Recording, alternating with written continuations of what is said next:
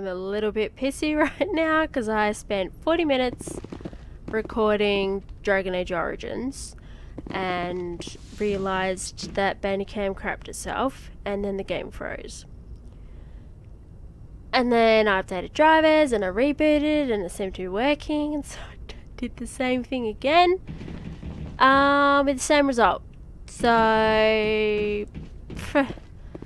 and then I tested recording The Sims 4 and that recorded fine, so I don't know what the F is going on. And if this doesn't work, then I'm just going to rage quit for the week, pretty much. But I thought it would be a good time to talk to the crew, so... Hello, Joker. I prefer gold to silver, you know, for my medal. I figured you'd recommend me for one since I, pulled your boots out of the fire. You sure you want that? If we present you with a medal, you'll end up sitting on stage listening to politicians make speeches for a couple of hours. That's a good point. They'd probably make me shave, too. I spent the last 7 weeks working on this baby. No medal's worth that. So, Commander, why don't you tell me why you're really here? How's the Normandy performing? Is she everything they said she'd be? She's the best ship in the fleet. If you've got a pilot who knows how to handle her. Balance isn't what you'd expect. Takes a while to get used to that oversized drive core we got stuffed in the back, and her power can sneak up on you if you're not careful. The Normandy's probably too much ship for your average Alliance pilot, Commander. Lucky for you, I'm anything but average. I like to know my crew. Mind if I ask you a few questions? I can see where this is going. You did a background check on me, didn't you? Well, I'll tell you the same thing I told the captain. You want me as your pilot. I'm not good. I'm not even great. I am the best damn helmsman in the Alliance fleet. Top of my class in flight school, I earned that. All those commendations in my file, I earned every single one. Those weren't given to me as charity for my disease. What are you talking about? Are you sick? You mean you didn't know? Oh, crap. Okay, I've got Vrolik syndrome, brittle bone disease. The bones in my legs never develop properly. They're basically hollow, too much force and they'll shatter. Even with crutches and my leg braces, it's hard to get around. One wrong step and crack! It's very dramatic. But I've learned to manage my condition, Commander. Put the Normandy in my hands and I'll make her dance for you. Just don't ask me to get up and dance unless, you know, you like the sound of snapping shin bones. Why does everyone call you Joker?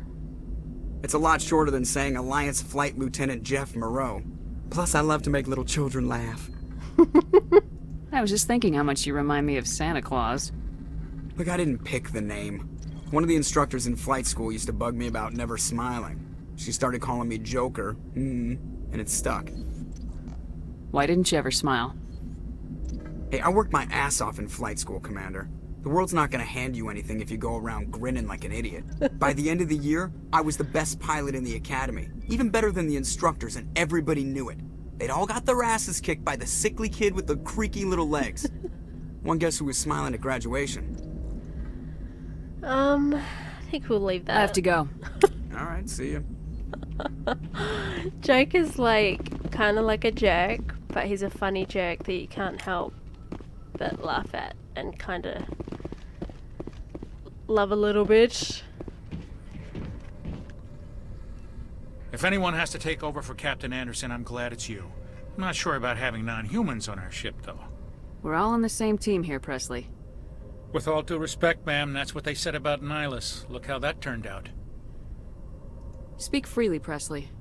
I want to know if you have a problem with non-humans. It's not that, Commander. Humanity has always handled its own problems. Saren attacked one of our colonies. We should be the ones to stop him. We don't need their help. Some people think asking for help is a sign of weakness. That's just being stupid and stubborn. No matter how strong you are, allies can make you stronger. I guess so. Maybe I'm just stuck in the old ways of thinking. But don't worry, Commander. This won't be a problem. Carry on, Presley. Yes, ma'am. Everybody is a racist. Bloody hell. Caden, Ashley, especially Ashley, Presley. Like, what the hell, man? Okay, what's down here? I can't remember. Oh yeah, there should be some people down here. It's Loverboy over here.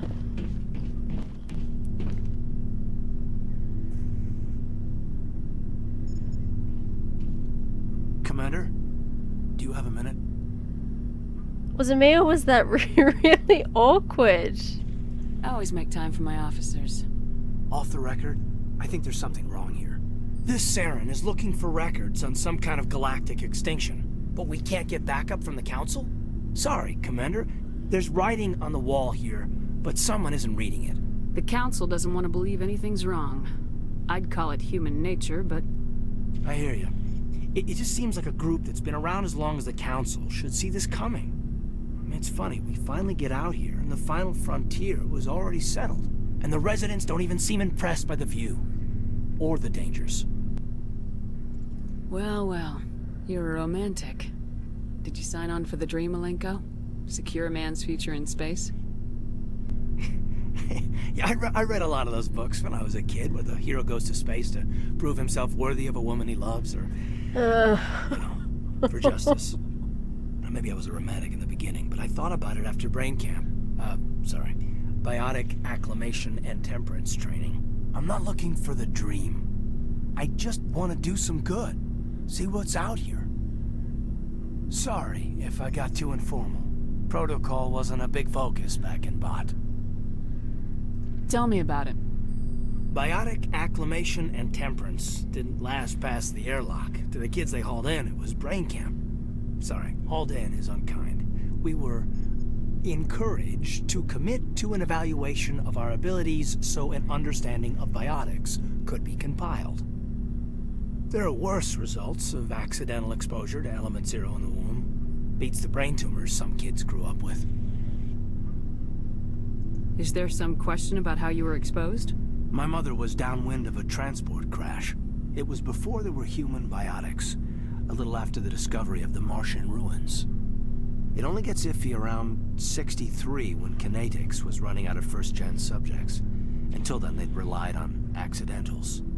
Bunch of guys in suits show up at your door after school, and next thing you know, you're out on Jump Zero.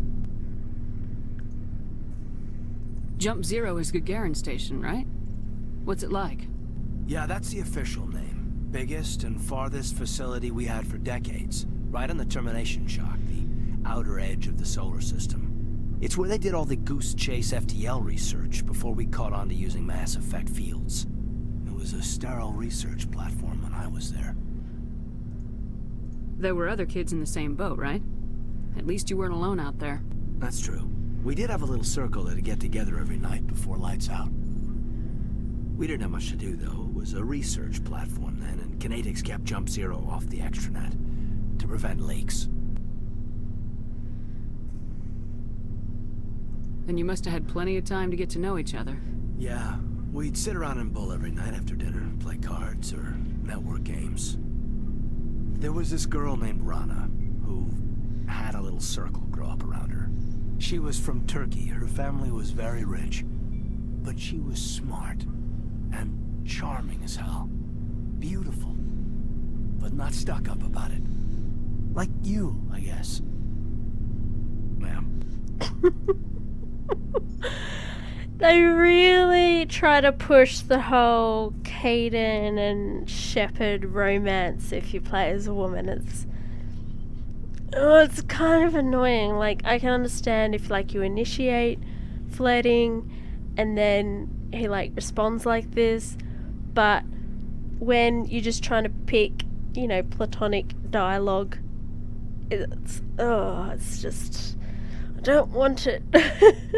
You know of any intentional exposures for certain? No one knows.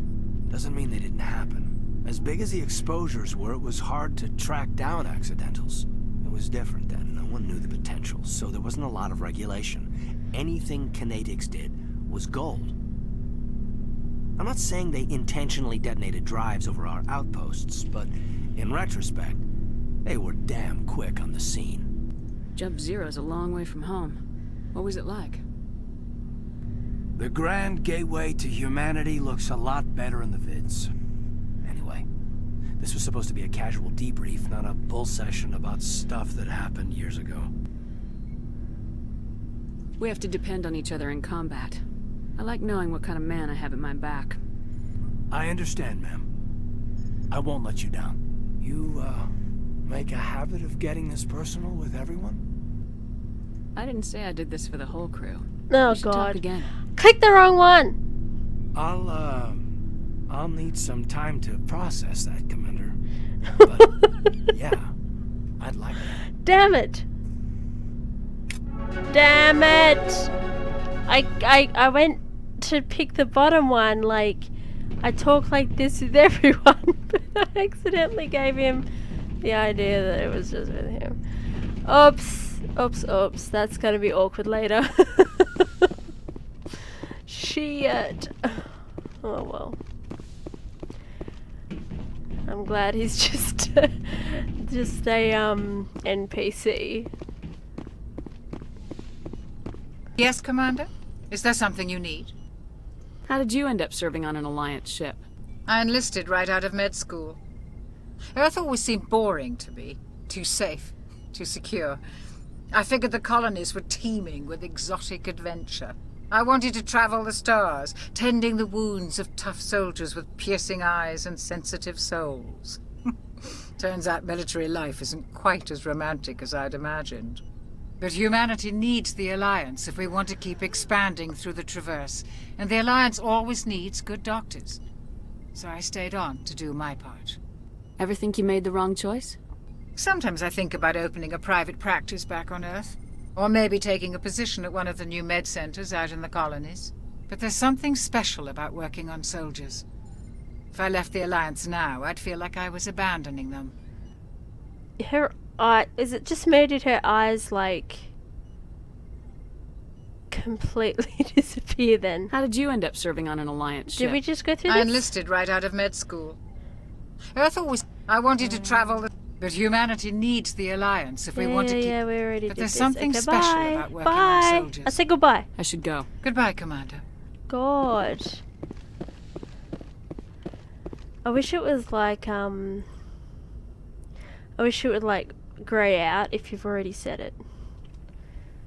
I didn't realise I'd ask the same thing. Hello, bae. Commander, are you coming to check up on me? You look much better. How are you feeling? Dr. Chakwas assures me I am going to be fine. I was impressed with her knowledge of Asari physiology. She's the best. Goodbye. That's her job. You're in good hands. Dr. Chakwas knows what she's doing. I never properly thanked you for saving me from the Geth, Commander. If you hadn't shown up, I'm just glad we got there in time. so am I. I know you took a chance bringing me aboard this ship. I have seen the way your crew looks at me. They do not trust me. But I am not like Benezia. I will do whatever I can to help you stop Saren. I promise. I like you. Don't worry, Liara. I trust you. I know you won't let me down. It means a lot to hear you say that, Commander. Thank you. Tell me about yourself, Liara. Me? I am afraid I am not very interesting, Commander. I spend most of my time on remote digs, unearthing mundane items buried in long-forgotten Prothean ruins. Sounds dangerous. And lonely. Sometimes I would run afoul of indigenous life forms or stumble across a small band of mercenaries or privateers.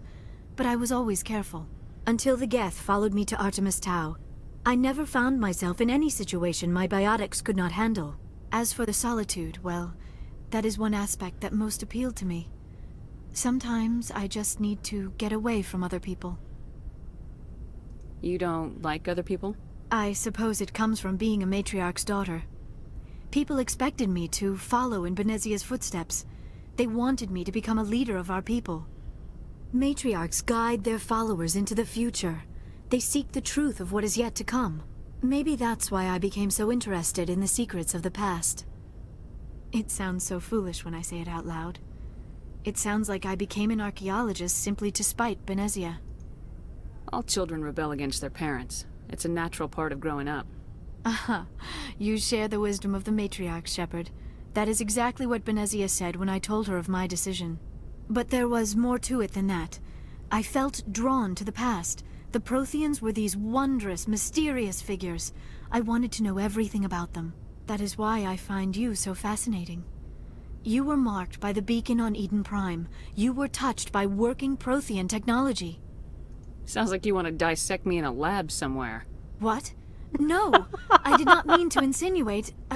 I never meant to offend you, Shepard. I only meant that you would be an interesting specimen for an in-depth study. No, that's even worse. Calm down, Liara. I was only joking. Joking? Oh, by the goddess, how could I be so dense? You must think I am a complete and utter fool. Now you know why I prefer to spend my time in the field with data disks and computers. I always seem to say something embarrassing around other people. Please, just pretend this conversation never happened. Oh, she's so adorable. Do you know why Benezia joined up with Saren? I don't understand it. She was always outspoken about the need for the Asari to become more involved in shaping galactic events. Maybe she thought allying herself with Saren would somehow be for the greater good in the long run. At least I hope so.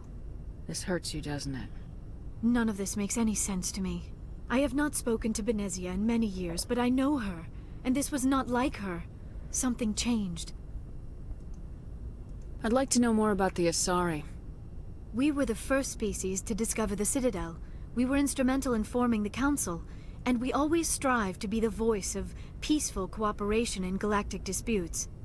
My people believe we are all part of a single galactic community. Each species contributes something to the greater whole. Although we seek to understand other species, it seems few of them seek to understand us. The galaxy is filled with rumors and misinformation about my people. Like what? Most of the inaccuracies are centered around our mating rituals. My species is monogendered. Male and female have no real meaning for us. We still require a partner to reproduce. This second parent, however, may be of any species and any gender. I don't understand. Your species can mate with anyone? Mating is not quite the proper term, not as you understand it. Physical contact may or may not be involved, but it is not an essential element of the union. The true connection is mental. Our physiology allows us to meld with other beings. We can touch the very depths of their minds. We explore the genetic memory of their species. We share the most basic elements of their individual and racial identities. We then pass these traits on to our daughters. It is how we learn to grow as a species and how we develop a greater understanding of other races. What happens to your partner after the union? Every relationship is different. Some unions are a single encounter with both parents parting ways afterwards. Others can be more long-term. Sometimes an Asari and her partner will stay together for many decades. Do you know who Matriarch Benezia chose as her partner? She rarely spoke of her partner. Though I know my father, if you want to use that term, was another Asari. I thought you always needed another species to serve as one of the parents. Think about it, Shepard. If we were not able to mate with our own species, we would have died out long before we ever mastered spaceflight and left our homeworld. Union with our own kind is no longer common, not for the purposes of reproduction. Most Asari believe it weakens our species. Asari daughters inherit racial traits from the father species. If both parents are Asari, then nothing has been gained, or so conventional wisdom would hold. I am what is sometimes called a pureblood. Though no Asari would ever be cruel enough to say the word to my face, it is a great insult among my people. It is possible Benezia's partner was embarrassed by their union. She may have been too ashamed to publicly acknowledge me as her offspring. Maybe she wanted to meet you but couldn't. Something could have happened to her. Maybe she passed away. You might be right. I hope you are. But I have no way to know for sure. Benezia never spoke of her partner. Whatever happened, it caused her too much pain to dwell on it. She raised me by herself, though that is not uncommon. Many Asari raise their children alone, particularly if the father species is short-lived. Often the partner will pass on long before the child reaches maturity. I should go. Goodbye, Shepard. I forgot how abrupt she is when she leaves. I should go. It's like deep, meaningful conversation. I should go. But I guess that's the joke of Shepard anyway. Comes up in Mass Effect 3 DLC, which is amazeballs. I have no idea where this is taking us. I think it takes us to Garrus? Oh, I thought it was going to freeze for a second there. I would not have been happy. Hello, Rex. So, we've got Saren on the run. It won't be long now. Saren's good, but I'm better. Good. He's rotten. To the core. I could tell as soon as I met him. Why didn't you tell me this sooner? I would've if I thought it was important. I think I'd like to hear about it just the same. This was a while ago. A bunch of mercs were bragging about a job out near the edges of the Terminus systems. They said it paid well and the boss was never around to ride them. They said he was looking for more men, too. So I checked it out. I didn't know Saren was openly recruiting mercs. It wasn't that open, and he only showed his face once. We'd been raiding ships in the area for months when we took out this massive cargo freighter. Our biggest haul yet. I was on board checking bodies for valuables, looking for some extra credits. That's when I saw him. What did Saren want with the ship? I don't know what he wanted. He was just moving through the ship, watching. Couple of the mercs called him by name, but he never spoke to them. Never spoke to anyone. I had a really bad feeling about him, so I got the hell out. Didn't even wait to get paid. What kind of cargo was the freighter carrying? What was Saren after? I don't know.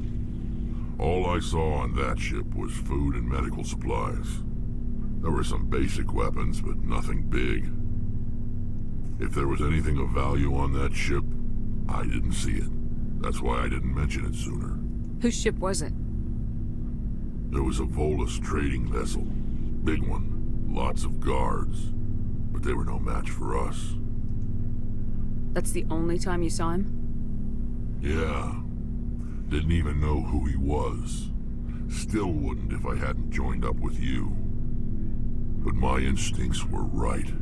Every other merc on that mission turned up dead within a week. Every damn one. Are your people really dying? We're sure not getting any stronger. Didn't we already ask this? We're too spread out. None of us are interested Yeah, I'm pretty sure we staying in did. our own system. So long, Rex. Shepard. And I think Garrus is over there. Hello. Commander, how are you? Oh.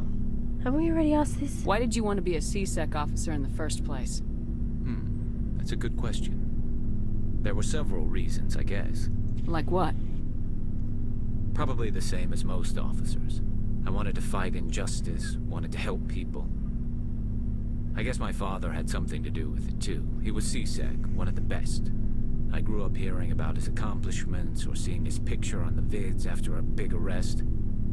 He's taking my resignation pretty hard. That's tough. But you'd think he'd be impressed you're going after Saren. My father's a C-Sec man to the bone. Do things right or don't do them at all, he says. He thinks I'm being too rash, too impatient. He's worried I'll become just like Saren. He actually talked me out of becoming a Spectre when I was younger, for the same reasons. You were asked to be a Spectre. Well, I was targeted as a possible Spectre candidate, me and about 1,000 other Turian military recruits. I could have received special training, but my father didn't like it. He despises the Spectres. He hates the idea of someone having unlimited power with no accountability. He wouldn't like you, Commander. No offense. You won't want to romance him in 2 and 3 then. Not all Spectres are like Saren, you know. Of course not. But Saren's not going to play by our rules, C-Sec's rules. If you want to nail Saren, you need to send someone who isn't restricted by policies and procedures. You're a quick learner, Garrus. We'll beat him at his own game. It's the only way to stop someone like him. I'm right behind you, Commander.